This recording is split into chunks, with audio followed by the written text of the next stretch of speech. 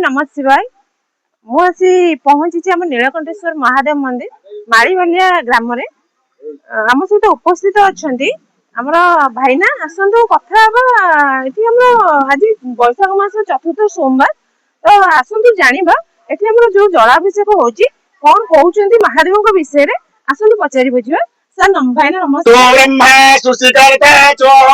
तो विष्णु परिपालक तो शिव सर्वदेवंत सर्वसंहारकारक तो विश्वर गुणातीत ज्योतिरूप सनातन प्रकृते प्रकृते प्रकृते प्रकृते नाना रूप विधाता तुम भगदानं ध्यानये तवे जेषु रूपेषु जत्रिति स्नातदेवं विभाति च। ओम नमः शिवाय। महाप्रभु आपणଙ୍କ କରୁଣାରୁ आपणଙ୍କ ଅପାରଗତା କରୁଣାରୁ ଏ ସ୍ଥାନରେ ଆଜି ଜଳାଭିଷେକ କର୍ମ ସୁଚାରୁ ରୂପେ ସମାଲୋଚନ ହୋଇଛି। ଭକ୍ତବୃନ୍ଦ ମାନଙ୍କର ଆନନ୍ଦ ଉଲ୍ଲାସ ଏବଂ ସମସ୍ତ ମାନଙ୍କର ଆନନ୍ଦ କରେ ନା ତିଷ୍ଠାମି ବୈକୁଣ୍ଠେ ଯଦି ନାମ ରହେନଚ ମଦ୍ଭକ୍ତା ଯତ୍ର ଗାୟନ୍ତି ତତ୍ର ତିଷ୍ଠାମି ନାରଦ। ଆପଣଙ୍କ ଭକ୍ତମାନ ଯୋଉଠି ଆପଣଙ୍କର ଗୁଣଗାନ କରନ୍ତି ମହାପ୍ରଭୁ ରେବତେଶ୍ୱର ଆପଣ ସେଇଠି ବାସ କରନ୍ତି। ନାରଦ ନା ତିଷ୍ଠାମି ବୈକୁଣ୍ଠେ वैकुंठ आई जो हृदय अच मुझे हृदय ना अच कौटी मत भक्त मो भक्त मान मोर भक्ति को जो गान करती मुझे अवस्थान करे। आज सुप्रभात आसन्न प्रभात रक्तिमान सूर्य पूर्वाकाश उदय हवा मात्रे समस्त निद्रा त्रुटि हो जाए समस्त एकत्रित भाव में शौच रूपे एकालय भाव में नीलकंठेश्वर प्रांगण में समस्त एकत्रित शुद्ध शौच भाव में कार्य समापन करूँ जहाँकि प्रभुंर जलाशयी क्षीर सागर समारोह उत्सव यथारूपे समापित होती बर्तमान आनंदित होती यथारूपे क्षीरी पूजा हेब समस्ते पार करेंगे भक्तवृंद मान एकत्रित अच्छा प्रभु को कार्य शेष कर समस्त एकत्रित भाव में घर को प्रभु नाम कीर्तन कर भाईना जो झीर पुओ झील पुओ प्रभु विजय होती से विजय होते राजा राजा शासन प्रताप रुद्रदेव राजा दिव्येश देव वंशर से समय राजा हाथी खलिकोट राजा हाथी पृष्ठ जाते प्रभु ये विजय होते आम अवश्य देखिनु पुणा लोक शुणु सत्य तेणु कथा राजा हसिले प्रभु अवतरी कहले कहीं हसुच मु तुम घर जानी सारा तुम आसंता गर्भे निश्चित पुओटी हे तथास्तु कही फेरीगले अंतिम दिन में पुओ परिवर्ते झील होता से दिन कथा लक्ष्य रखी झील मात्रे राजा शासन मुंड काट हो जम्बेश्वर महापात्र लंबेदेव महापात्र वंश लोक अच्छा खबर आसला भिदग्रस्त चित्त उपाय न पाई गुड़ाए विभूति और तेलपत्र धरी पड़ेगले 7 दिन बंदी रही बंदी रहा कहले प्रभु निश्चित पुओटा है केमी नुआ कुला धड़ा लुगा घोड़ाई दियो 14 वस्त्र घोड़ाइला जय शिव मंगला नीलकंठेश्वर कई गुड़ाए विभूति पकई दे सजन से दिन कथा अतीत दिन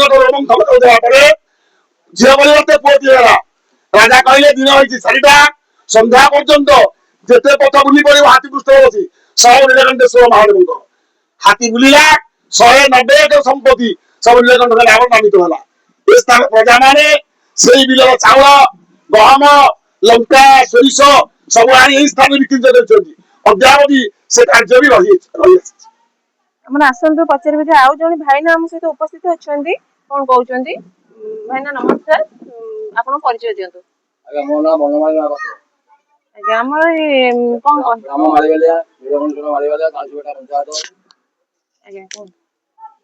श्री वासुदेव कलि कथा समित व्रतम कलि जय देव कवि प्रबंधम जदि हरिशरण सरस मन जदि विलास कलास कुतूहल मधुर कमल कांत पदावली शुणु तम जय देव सरस्वती भाषो मन भवतो उमापति धरम सुंदर विसुंदी गिरम जानीति जय देव एवं शरण सुग्रेह दुरेह दुतनम श्रृंगार तरसत प्रबद्धो नराचार्य गोवर्धनम सुदीन विश्रुतम श्रुति धरा धई कवि घुमापति हरि ओम नमः शिवाय।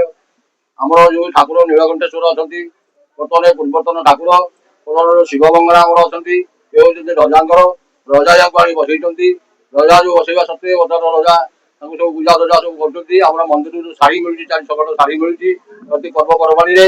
ଆମର ଯୋଉ ଶାଢ଼ୀ ଯାଇକି ଆମର ସେ ଲୋକ ଅଛନ୍ତି ଆମର ନେଇକି ଆସୁଛନ୍ତି, ପୁରୀରୁ ଯାଇକି ନେଇକି ଆସୁଛନ୍ତି। ଟେମ୍ପୁଲ ରହୁଛି। ବର୍ତ୍ତମାନ ତାର କିମ୍ବଦନ୍ତୀ କିଛି ଲିଭି ଯାଇନି, ସବୁ ଜୀବିତ ରହିଛି, କିନ୍ତୁ ଆମେ ତାକୁ କିଛି ସୁରକ୍ଷା କରିପାରୁନୁ ବା ଆମେ ତାର କିଛି ଯୋଗାଯୋଗ କରିପାରୁନୁ। ଆମେ ତ ଆମର ଭାଇନା ଶୁଣିବାକୁ ପାଉଛୁ ଏଠି ପାର୍ବତୀ ପୂଜା ପାଉନାହାନ୍ତି, ମଙ୍ଗଳା ପୂଜା ପାଉଛନ୍ତି। ମଙ୍ଗଳା ପୂଜା ପାଉଛନ୍ତି। ମଙ୍ଗଳା ରଜା ବସେଇଛନ୍ତି ଆଜ୍ଞା, ରଜା ସେଥିପାଇଁ ଖଞ୍ଜି ଦେଇଛନ୍ତି। ଆମକୁ ମନ୍ଦିର ବି ଦେଇଛି ସବୁ ଜିନିଷ, ସବୁ ଜିନିଷ ନିତ୍ୟକର୍ମ କରିବା ପାଇଁ। ପାର୍ବତୀ କାହିଁକି ପୂଜା ହଉନାହାନ୍ତି, ମଙ୍ଗଳା କଣ ପାଇଁ? ପାର୍ବତୀ ପାଳି ଦିଅନ୍ତି, ପୂଜା ଦେଇ ଫୁଲ ପାଳି ଦିଅନ୍ତି, ଦିଆଯାଉଛି ଆଉ କଣ। ମଙ୍ଗଳା ରହିଛନ୍ତି, ପୀଠ ଉପରେ ରହିଛନ୍ତି, ମଙ୍ଗଳାକୁ ପୂଜା କରୁଛନ୍ତି ଆଉ। ଆମର ଆଉ ଜଣେ ଭାଇନା ଉପସ୍ଥିତ ଅଛନ୍ତି, ଆସନ୍ତୁ ପଚାରି ବୁଝିବା। ଭାଇନା ନମସ୍କାର। ଜୟ ଜଗନ୍ନାଥ, ଜୟ ପ୍ରଭୁ ନୀଳକଣ୍ଠେଶ୍ୱର। ପାର୍ବତୀ ଏଠି ପୂଜା ପାଉନାହାନ୍ତି। ପାର୍ବତୀ କାହିଁକି ପୂଜା ପାଉନାହାନ୍ତି? ପାର୍ବତୀ ହେଲେ ଶିବଙ୍କ ଘରଣୀ, ତେଣୁକରି ଏଠି ଘରଣୀ ରୂପରେ ସେ ପୂଜା ପାଉନାହାନ୍ତି। ତେଣୁକରି ସେ ଘରଣୀ ରୂପରେ ପୂଜା ପାଉନାହାନ୍ତି। ଏଠି ଶିବଙ୍କ ଶକ୍ତି ଉପରେ ଅଛନ୍ତି, ମହାପୁଅ ରୂପରେ ପୂଜା ପାଉଛନ୍ତି। ତାଙ୍କ ନାଁ ହେଲା ଶିବ କାଳୀ ଆଉ ଶିବ ମଙ୍ଗଳା। ଶିବ କାଳୀ ସତ୍ତ୍ୱେ ଏଠି ମହାପୁଅ ପୂଜା ପାଉଛନ୍ତି। ମା ଆଉ ପୁଅ, ଶିବ ହେଲେ ମା ପୁଅ ଆଉ ଶିବ ମଙ୍ଗଳା ହେଲେ ମା। ତେଣୁକରି ଏଠି ମହାପୁଅ ରୂପରେ ପୂଜା ପାଉଛନ୍ତି। ମହାପୁଅ ରୂପରେ ପୂଜା ପାଇବା ସତ୍ତ୍ୱେ ସକାଳୁ ଯେତେବେଳେ ଠାକୁରଙ୍କର ନୀତିକର୍ମ ହୁଏ, ଗାଧୁଆ ହୁଏ, ସ୍ନାନ କରାଯାଏ, ଆଗ ମାଙ୍କୁ ସ୍ନାନ କରାଯାଏ। ମାଙ୍କୁ ସ୍ନାନ କରାଯାଏ। ମା ସ୍ନାନ ସରିଲା ପରେ ନୀଳକଣ୍ଠେଶ୍ୱରଙ୍କୁ ସ୍ନାନ କରାଯାଏ। ଇଏ କିମ୍ବଦନ୍ତୀ ବି ରାଜରାଜୁଡ଼ା ଯୁଗରୁ ରହି ଆସିଛି ଏ ନୀଳକଣ୍ଠେଶ୍ୱରଙ୍କ ପ୍ରାଙ୍ଗଣରେ ବା ନୀଳକଣ୍ଠେଶ୍ୱରଙ୍କ ଶକ୍ତି ଉପରେ। ତେଣୁକରି ଇଏ ମହାପୀଠରେ ବି ଏଠି 16 ଦିନ ଯାତ୍ରା ହୁଏ। ଏଠି ମଦ ମାଂସ ବୋଦା ଛେଦ ପଡେ। ମାଙ୍କ ପାଖରେ 16 ଦିନ ଯାକ ଆମିଷ ଭୋଜନ, ଆମିଷ ପ୍ରସାଦ ରନ୍ଧାଯାଏ। ଏଠି ବି ବିତରଣ କରାଯାଏ। ବହୁତ ଭକ୍ତ ଏଠି ଆସିକିରି ମାଘ ସ୍ନାନ ହୁଏ। ଏଠି ଠାକୁରଙ୍କର ନୀତିଗତି ଅଛି ଯେ ଯେତେବେଳେ ବୋଦା ଛେଦ ପଡେ ସେତେବେଳେ ଠାକୁର ଶିବ ଠାକୁର ଯୋଉ ମହାଦେବ ଅଛନ୍ତି ନୀଳକଣ୍ଠେଶ୍ୱର, ସେ ଘୋଡ ଲାଗି ହୁଅନ୍ତି, ବୃଷଭ ଘୋଡ ଲାଗି ହୁଅନ୍ତି। ଅନ୍ୟ ଯୋଉ ଦେବାଦେବୀ ରହିଲେ ପାର୍ଶ୍ୱ ଦେବତା ମାନେ, ସେମାନେ ବି ଘୋଡ ଲାଗି ହୁଅନ୍ତି। ତେଣୁକରି ଏଇ ବିଧି ମତେ ଏ ଠାକୁରଙ୍କ ପାଖରେ, ମାଙ୍କ ପାଖରେ ବଳି ଯଜ୍ଞ କାମ ସମାପନ ହୁଏ। ଏଇ ପ୍ରକାର ନୀତିଗତି ଚାଲିଛି। ବର୍ତ୍ତମାନ ଚୈତ୍ର ମାସରେ ବି ସେ ନବମୀ ତିଥିରେ ଏଠି ମାଙ୍କ ପାଖରେ ସେମିତି ଷୋଡଶ ଉପଚାରରେ ପୂଜା କରାଯାଏ। ମାଙ୍କର ବଳି ଛେଦନ କରାଯାଏ। ଏଠି ବି ଆମିଷ ଆଉ ମାଂସ ଏକା ସାଙ୍ଗରେ ରନ୍ଧନ କରାଯାଇ ମାଙ୍କୁ ଭୋଗ କରାଯାଏ। ଆମର ମା ମାନେ ଉପସ୍ଥିତ ଅଛନ୍ତି, ମାଳିବାଲିଆ ଗ୍ରାମର ମା ମାନେ ଉପସ୍ଥିତ ଅଛନ୍ତି। ମାନେ ସକାଳୁ ଆସିକି ବସିଲେଣି, ଦେଖନ୍ତୁ ମାନେ ଘଣ୍ଟ ହୁଳହୁଳି ନାଦରେ ମା ମାନଙ୍କର ପଚାରି ବୁଝିବା। ଆଉ ଆମର ମା ଅଛନ୍ତି, ଆମର ମା କଣ କହିବେ, ଆମର ନୀଳକଣ୍ଠ ମହାଦେବ ବିଷୟରେ କଣ କହିବେ କୁହନ୍ତୁ?